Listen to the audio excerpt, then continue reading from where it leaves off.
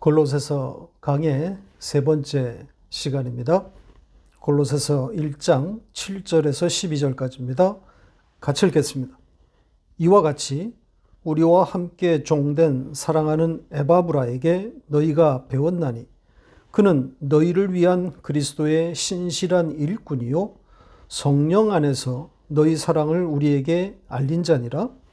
이로써 우리도 듣던 날부터 너희를 위하여 기도하기를 그치지 아니하고 구하노니 너희로 하여금 모든 신령한 지혜와 총명에 하나님의 뜻을 아는 것으로 채우게 하시고 주께 합당하게 행하여 범사에 기쁘시게 하고 모든 선한 일에 열매를 맺게 하시며 하나님을 아는 것에 자라게 하시고 그의 영광의 힘을 따라 모든 능력으로 능하게 하시며 기쁨으로 모든 견딤과 오래 참음에 이르게 하시고 우리로 하여금 빛 가운데서 성도의 기업의 부분을 얻기에 합당하게 하신 아버지께 감사하게 하시기를 원하노라. 아멘.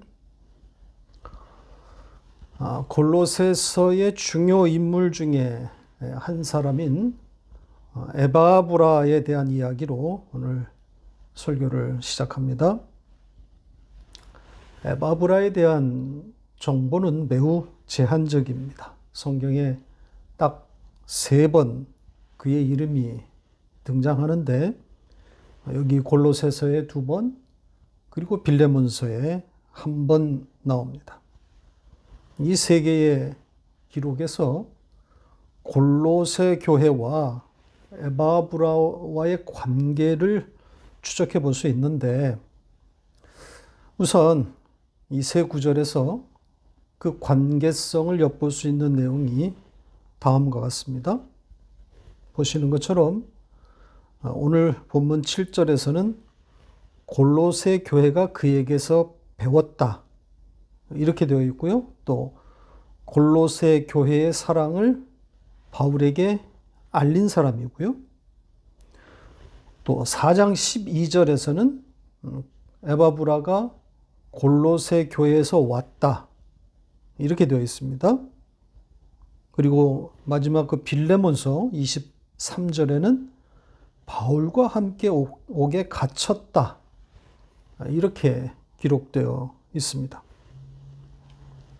종합해 보면 에바브라는 골로새 교회를 가르쳤던 위치에 있었고 그러던 중에 로마 감옥에 있는 바울을 방문했고 또 어떤 이유인지는 모르지만 함께 갇힌 자가 되었습니다.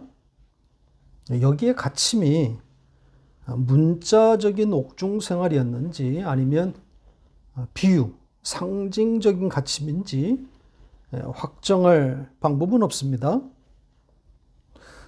골로새 교회가 그가 그에게서 배웠다. 이것을 바울이 과거 시제로 표현한 것으로 봐서 에바브라가 골로새 교회로 돌아가지 않았거나 혹은 못했을 가능성이 높습니다. 그러니까 로마에 남아서 바울을 돕게 된 거죠. 자, 그것이 원래 에바브라의 그 로마 방문의 목적이었는지, 그러니까 남기로 한 것이 아니면 방문 후에 그의 생각이 바뀐 것인지 알 수는 없지만 골로새 교회로 돌아가지 않고 로마에 남은 것으로 보입니다. 제일 중요한 것은 에바브라가 왜 골로새 교회를 떠나 로마로의 먼 여행을 하게 되었는가?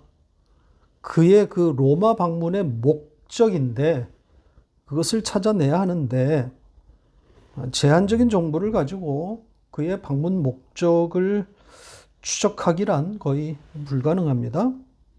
다만 골로새 교회가 이 빌립보 교회와 마찬가지로 유사복음의 침투로 인해서 어려움에 처한 상황이었던 것으로 볼 때 그것이 에바브라의 로마 방문의 간접적인 배경이었을 것이다. 이런 점입니다. 그러니까 교회가 흔들리고 있는 상황에서 에바브라는 자신의 한계를 보았을 가능성이 큽니다. 율법에 정통하고 예루살렘의 이 유력자라고 하는 그런 뒷배를 가지고 있는 율법주의 유사복음이 교회에 들어왔는데 침투해서 지금 교회를 장악해 가고 있는데 어떻게 대처할 방법을 찾지 못하고 힘들었지 않았을까 그렇게 추측이 됩니다. 뭐 지금처럼 통신이 발달했다면 골로새에 머물면서 바울의 지도를 편지로나마 받아서 뭐 어느 정도까지는 버틸 수 있었을지도 모르겠지만 뭐 통신에 있어서는 거의 원시시대 수준 아니겠습니까? 종이가 있었던 시대도 아니고 가죽이나 혹은 뭐 파피루스를 사용해서 편지를 쓰고 또 수말리에 떨어진 수신자에게 그 편지를 보내야 하는 것이니까 이게 보통 일이 아니란 말이죠. 그러니 뭐 주고받고 한다는 것은 거의 불가능한 일입니다.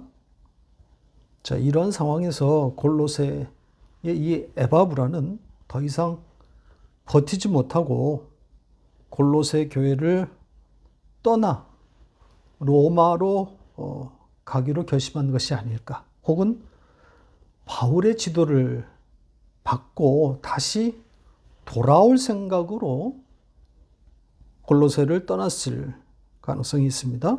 뭐 어떤 계획이 있었든지 간에 결과적으로 에바브라는 이 골로새 교회로 돌아가지 못한 것으로 보입니다. 그러니까 에바브라를 통해서 이 골로새 교회에 대한 이야기를 들은 바울도 이 교회를 방문할 생각이 간절했지만 역시 이루어지지 못한 것으로 보입니다. 그러니까 에바브라가 전한 이 골로새 교회 소식을 듣고 바울이 쉬지 않고 이 교회를 위해서 기도할 뿐 아니라 꼭 방문할 것이다. 이런 마음을 편지에 담아서 전했지만 역시 빌립보 교회처럼 방문이 이루어지지 않은 것으로 보입니다. 그러니까 편지가 전부였던 셈인 거죠. 나중에 다시 살펴보겠지만 에바브라가 골로새 교회로 돌아가지 않았던 배경 중에는 오네시모라고 하는 좋은 사역자가 있습니다. 아마도 이 오네시모가 바울의 이 편지를 들고 골로새에 갔을 가능성이 큽니다. 그렇게 되면 선생의 교대가 이루어지는 거죠. 그러니까 바울과 함께 있으면서 복음으로 잘 무장된 오네시모가 골로새 현장에 투입되고 대신 현장에서 지친 에바브라는 바울과 함께 머물면서 재무장의 시간이 주어지는 겁니다. 지친 영혼이 이제 좀 쉬기도 하면서 복음에 대한 좀 더 진전된 공부가 있게 되었을 겁니다. 자, 이렇게 놓고 보면 바울의 로마 감옥은 복음의 새로운 센터가 된 셈입니다. 예루살렘은 저물어가고 있는데 로마는 일어나고 있는 거죠. 바울의 옥중 서신들이 작성되고 그 편지들이 각 교회에 전달되고 그 편지는 다시 주변의 교회들에게 회람되는 이런 원거리 편지 사역이 활발하게 진행되고 있는 겁니다. 편지만 간 것이 아니라 바울로부터 배워서 복음으로 재무장된 사역자들이 그 편지와 함께 교회 현장에 투입됩니다. 이들은 바울의 편지를 들고 가서 설명하고 또 해석하면서 교회 현장에서 이 유사복음과 맞서는 그런 일을 감당했을 겁니다. 힘겨운 싸움이었겠지만 그들만 간 것이 아니라, 편지만 간 것이 아니라 하나님의 성령이 이들과 함께 일하셨을 것이기 때문에 이 바울의 편지를 받아둔 교회들은 새로운 힘을 얻었을 그런 것에 틀림이 없는 거죠. 하나님께서 바울을 감옥에 묶어두신 이유, 그 목적이 너무 분명하게 보이지 않습니까? 옥에 가두어서 편지를 쓰게 하고, 그래서 직접 찾아가는 사역이 아니라 찾아오게 만들어서 사역자를 재무장시켜 현장에 내보내는 일을 하게 하시는 겁니다. 사람들의 눈에는 꺼진 불로 보이는 초라한 늙은이의 몸부림이었겠지만 기독교 역사라고 하는 시각에서 보면 가장 찬란했던 시기가 아닌가 생각합니다. 바울 사도의 편지가 없었다고 한번 상상해 보세요. 얼마나 끔찍한 일입니까? 하나님께서 당신의 백성을 다루시고 또 이끌어 가시는 방식이 이렇습니다. 우리에게도 오늘날에도 똑같지 않겠습니까? 그때는 잘 몰랐는데 지나고 나보면 그 매임의 시간들이 얼마나 소중했었는지, 그런 일들이 왜 내 삶에 있어야만 했는지, 그 아픔이 왜 있어야만 했는지 알게 된단 말이죠. 그러니까 이 매임에 대한 해석의 그 능력을 잘 갖추고 있으면, 그래서 좀 더 그 하나님의 시각으로 내게 일어난 일을 읽어낼 수 있다면 그만큼 하늘을 누리는 거죠. 행복한 시간이 그만큼 늘어나는 거란 말입니다. 천국을 더 풍성하게 누릴 수 있는 겁니다. 이 능력을 키우세요. 이 능력 달라고 기도하시기 바랍니다. 말씀이 이해되고 그 말씀이신 하나님을 더욱 알아갈 수 있기를 위해서 기도하시기 바랍니다. 행복은 말씀 안에 있습니다. 자, 이제 본문으로 돌아가서 좀 더 에바브라에 대한 이야기를 이어가겠습니다. 바울 사도가 에바브라를 어떻게 부르고 있는지 보시죠. 첫 번째 표현은 우리와 함께 종된 사랑하는 에바브라, 이렇게 적었습니다. 우리와 함께 종이 되었다. 누구의 종이라는 거죠? 생략되었지만 주의 종, 주님이 전제되어 있는 겁니다. 주님의 종이라는 거죠. 그리고 함께 종이 되었다. 이것은 자신도 그 주님의 종이라는 전제인 거죠. 종은 다 아시는 것처럼 노예입니다. 그러니까 원문의 취지는 종이 아니라 종놈, 이게 더 어울립니다. 우린 다 그분의 종놈들이야. 노예란 말이지. 자, 이 단어에 당시 성행했던 주인과 노예라는 그 관계를 담아서 절대 복종의 의미를 두었다, 이렇게 볼 수도 있겠지만 그것보다는 하나님께서 예수라고 하는 담보물을 주어서 사서 자기의 소유를 삼았다는 그런 의미라고, 그런 의미의 종이라고 보면 좋겠습니다. 자, 그것이 이어진 이 사랑하는 에바브라의 그 사랑하는 이 단어와 어울리기 때문입니다. 여기 이 사랑하는 이렇게 번역된 이 단어가 아가페의 형용사형이란 말이죠. 그러니까 바울이 사랑하는 에바브라 이런 뜻이 아니라 아가페, 그 하늘의 사랑을 가진 사람, 하늘의 사랑을 받은 자, 에바브라 이런 뜻입니다. 그러니까 내가 사랑한다 이런 말이 아니라 하나님의 사랑을 가진 자, 하나님의 그 아가페를 소유하고 있는 자, 이게 원문의 취지입니다. 그러니까 함께 노예된 자, 그러니까 하나님이 값주어 산 자, 이것과 그 속뜻이 같은 거죠. 하나님의 사랑을 가진 자, 그 사랑을 받은 자라는 겁니다. 자, 두 번째 표현은 그는 너희를 위한 그리스도의 신실한 일꾼이다. 이렇게 되어 있습니다. 여기 지금 신실한 일꾼 이렇게 번역했는데 이 신실하다고 하는 이 번역이 좋은 번역이 아니라고 그랬죠? 지금 이 단어가 믿음에서 온 말입니다. 그러니까 믿음이란 단어의 형용사형이란 말이죠. 그러니까 믿음의 사람, 설득당한 일꾼 이런 뜻입니다.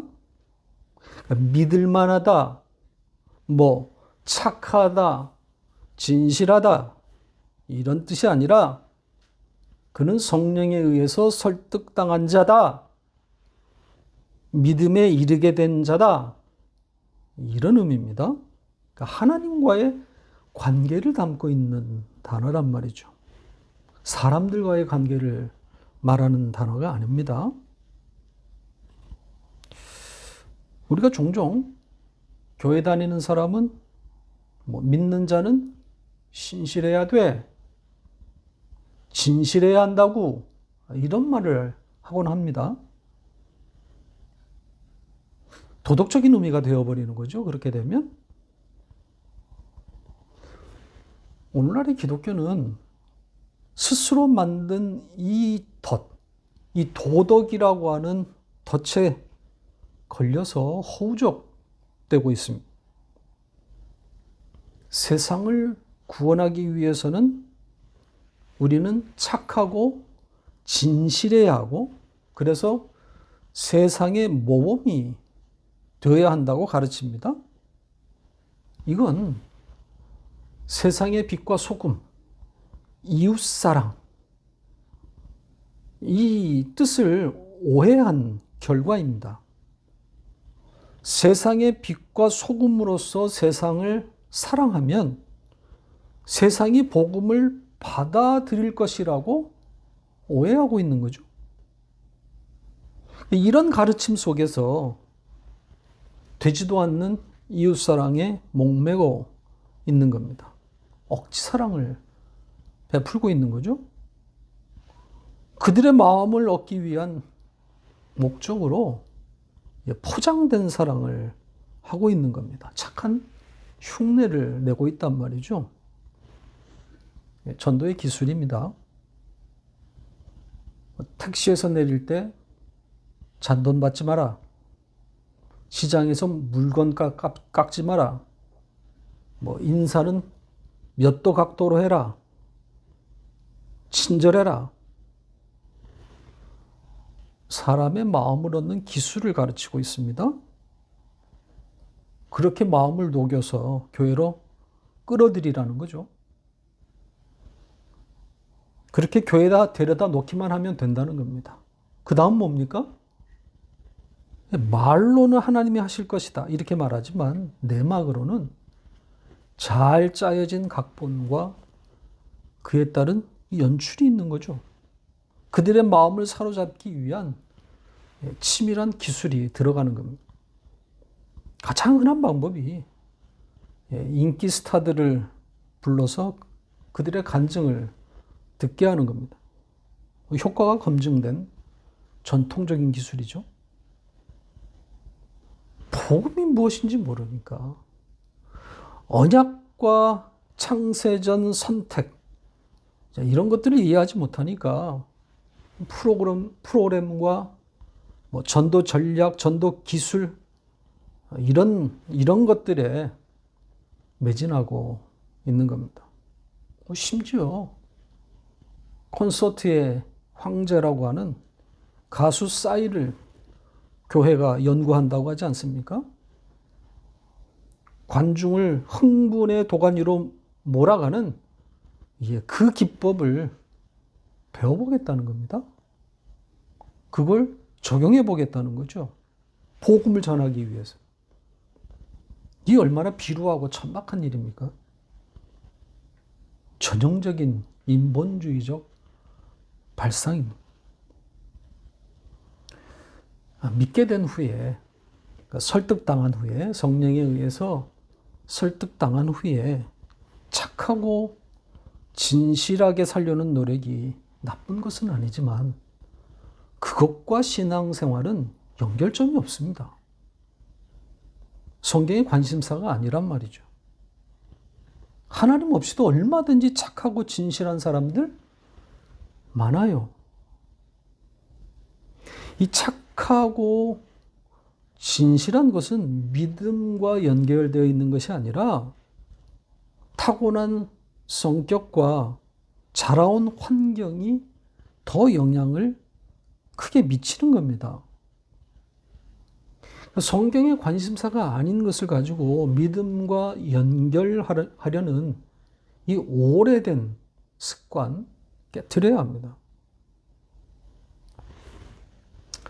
자, 8절로 갑니다.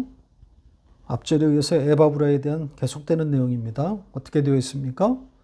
성령 안에서 너희의 사랑을 우리에게 알린 사람. 이렇게 되어 있습니다. 골로새 교회의 사랑을 바울에게 알렸다. 무슨 뜻입니까? 골로새 교회가 바울을 사랑한다는 뜻일까요? 그게 아니라 골로새 교회가 가진 그 아가페를 바울에게 알렸다는 겁니다.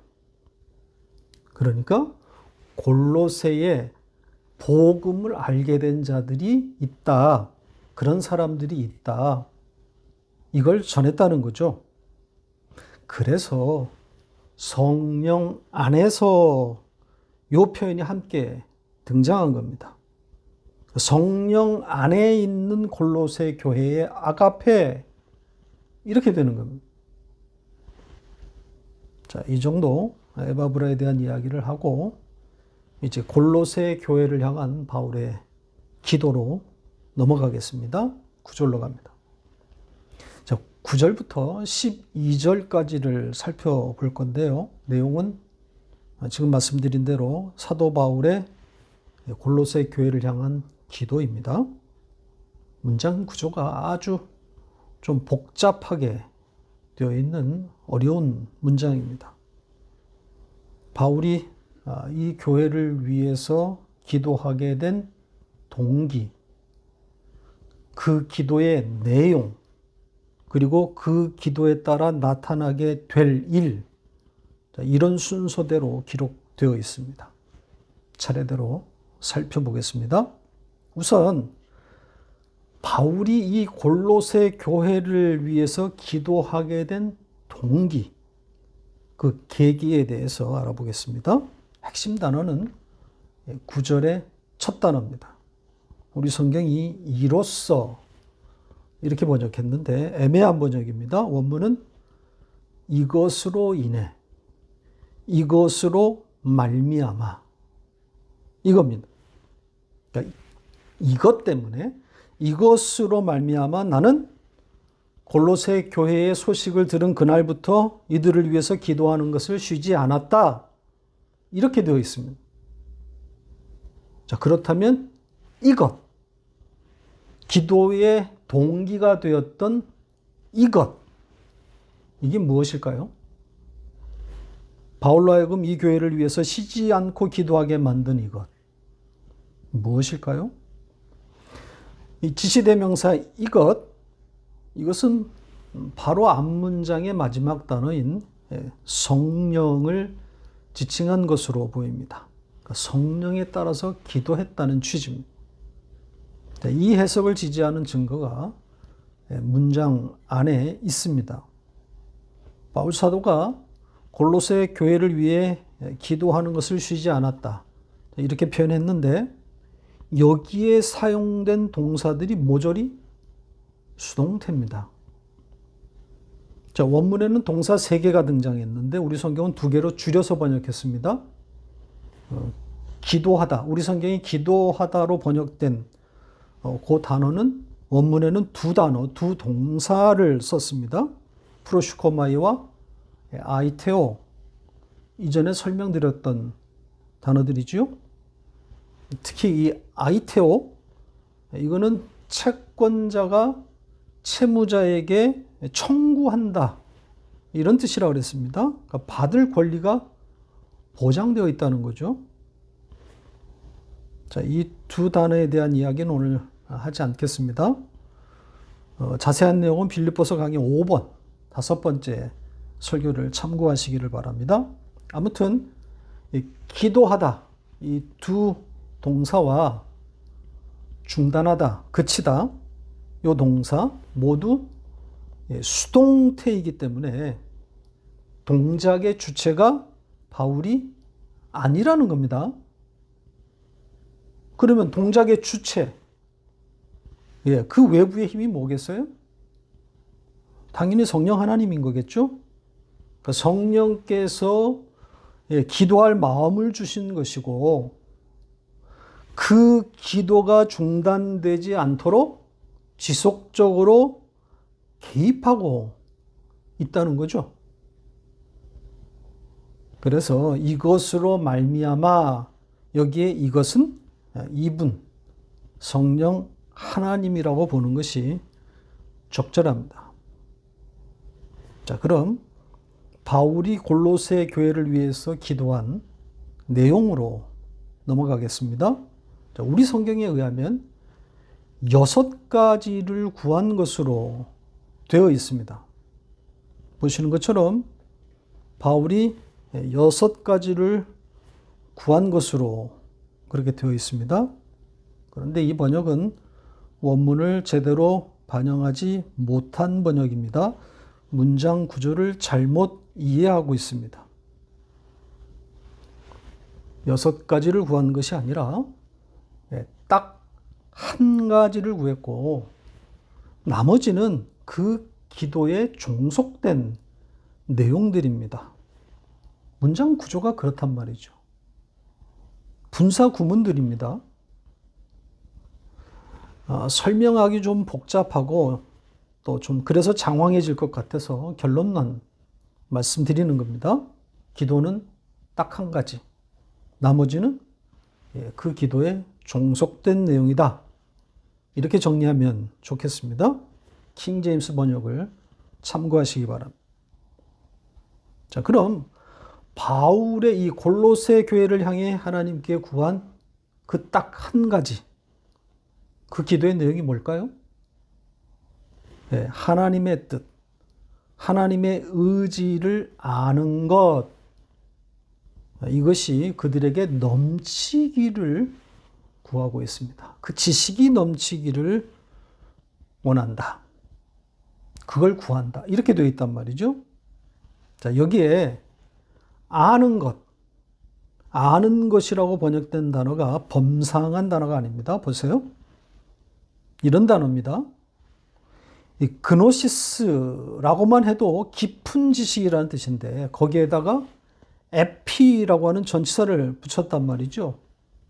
그렇게 위의 지식이라는 말입니다. 그러니까 하나님의 뜻, 하나님의 의지, 하나님의 마음을 안다는 것이기 때문에 이 단어를 사용한 것으로 보입니다. 그래서 이 위의 지식, 여기에 지혜와 총명, 모든 지혜와 총명이라고 하는 표현이 부연되어 있습니다. 원문대로 하면 모든 지혜와 영적 흐름, 영적 이해, 이런 단어인데 거기에 이 지식이 있다. 이렇게 되어 있습니다. 여기에 이 모든 지혜와 총명, 영적 흐름, 영적 이해, 이것이 무엇인지 우리로서는 알 수 없는 그런 개념입니다. 그러니 그 위의 지식이 그 지혜와 그 영적인 흐름에 들어있다. 이게 또 무슨 말인지, 무슨 뜻인지 우리가 설명하거나 해석할 수 없습니다. 다만 저는 여기에 이 지혜와 영적 흐름, 영적 이해, 이 단어들이 로고스이신 예수 그리스도를 담고 있는 개념이다. 이렇게 봅니다. 그러니까 예수 그리스도 안에 있는 그 위의 지식, 하나님의 뜻을 아는 그 위의 지식, 그것이 가득하게 해달라. 바울이 이렇게 기도하고 있는 겁니다. 예수 안에 있는 그 지식이 풍성하게 해달라. 그러니까 바울이 골로새 교회를 향해서 하나님께 구한 것은 바로 이거 한 가지. 그 지식이 충만하게 해달라. 하나님의 뜻을 아는 그 위의 지식이 넘치도록 해 주십시오. 이렇게 청구하고 있습니다. 자, 이렇게 청구하고 난 후에 바울 사도는 그 기도에 따라서 일어날 결과, 그 결과에 대해서 첨부했습니다.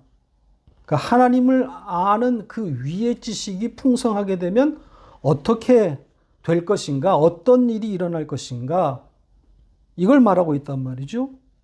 자, 우리 성경의 10절의 첫 문장입니다. 뭐라고 되어 있습니까? 주께 합당하게 행하여 범사에 기쁘시게 하고, 이렇게 번역했습니다. 아까 말씀드린 대로 우리 성경은 바울의 이 기도에 따라서 일어날 그 결과를 이렇게 기도의 또 다른 내용으로 번역해 놓았습니다. 그러니까 바울이 구하고 있는 또 다른 기도의 제목이라는 거죠. 아닙니다. 문장의 구조가 그렇게 되어 있지 않습니다. 원문에는 바울의 기도, 그 지식이 넘치도록 해달라고 하는 그 기도에 따라서 일어날 결과, 그렇게 되면 주께 합당하게 행하고 범사에 기뻐하게 된다. 이렇게 되어 있단 말이죠. 그리고 여기에 이 행하다, 합당하게 행하다, 이 행하다라고 번역된 단어도 수정되어야 합니다. 이 단어는 보통 걷다로 번역되는 단어인데 원뜻은 주변을 서성거리다. 그 주변을 밟고 있다. 그러니까 주님 곁에서 서성이다. 이런 뜻입니다. 그리고 여기 합당하게 행하다, 이 합당은 무겁다라는 뜻이에요.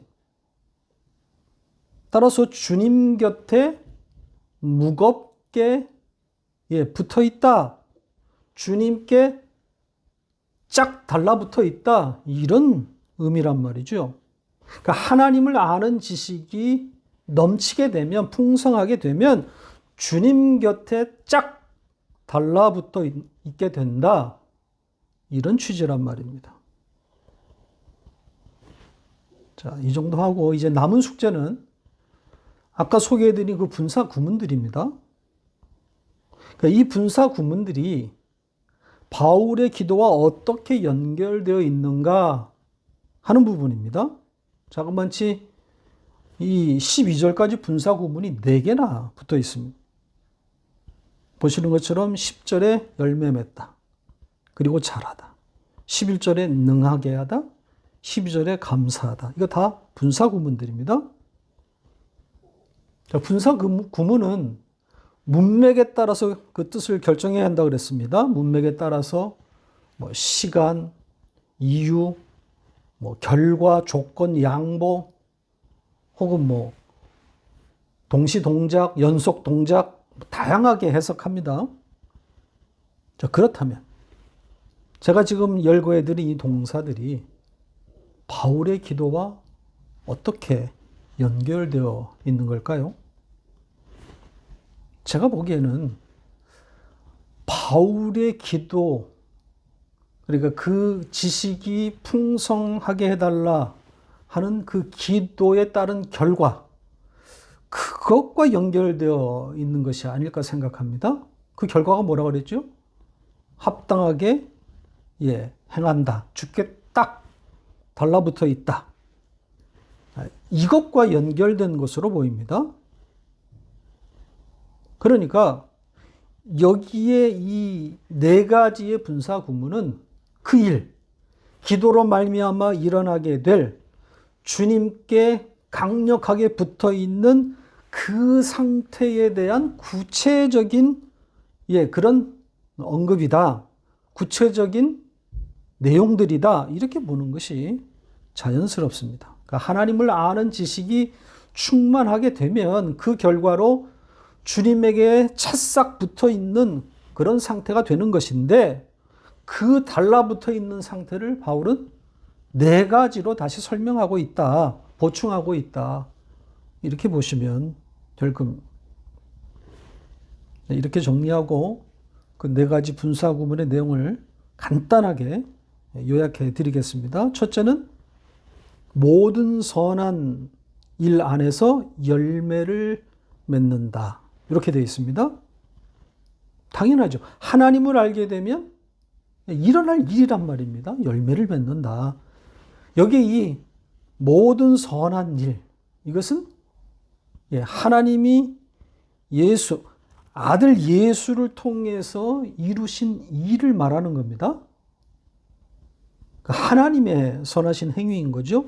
독생하신 아들을 죽여서 당신의 백성을 사신 그 사랑을 말하는 겁니다. 그러니까 그 사랑 안에서 열매를 맺는다. 이 열매에 맺는다. 이 열매에 대해서 다양한 설명과 해석이 있을 수 있는데, 저는 이 선한 일, 즉 하나님이 하신 그 일을 알아들이고 그리고 그것을 찬송하는 것이다. 이렇게 말하겠습니다. 둘째는 하나님의 그 지식에게로 자란다. 이렇게 되어 있습니다. 여기에 이 자라다는 수동태로 표현했습니다. 그러니까 하나님이 그렇게 키우실 것이다. 이런 의미인 거죠. 하나님을 아는 그 위의 지식으로 하나님이 키워가실 것이다. 성장시키실 것이다. 신앙생활의 목표 지점을 말하고 있습니다. 셋째는 하나님이 주신 힘으로 강해진다는 겁니다.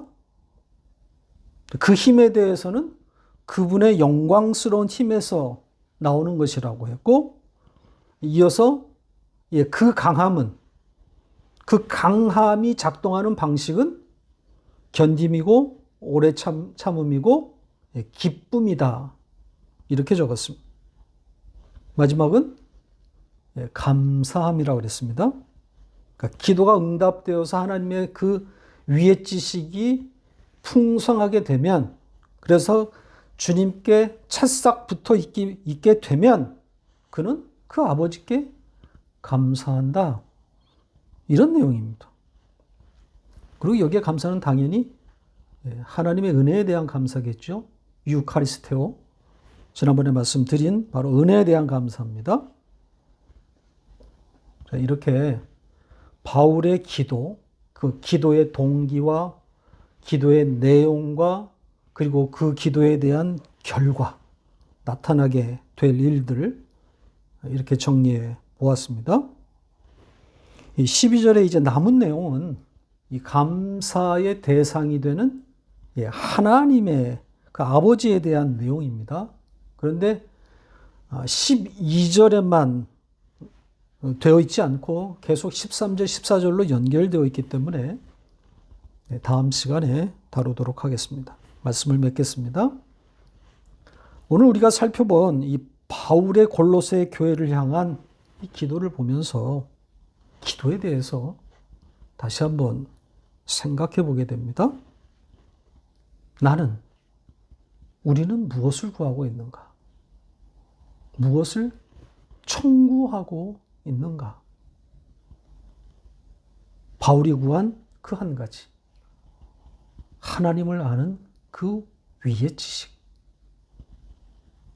우리가 피차 서로를 위해서 하나님께 청구할 내용입니다. 오늘 이 내용으로 여러분의 기도를 채우시기 바랍니다.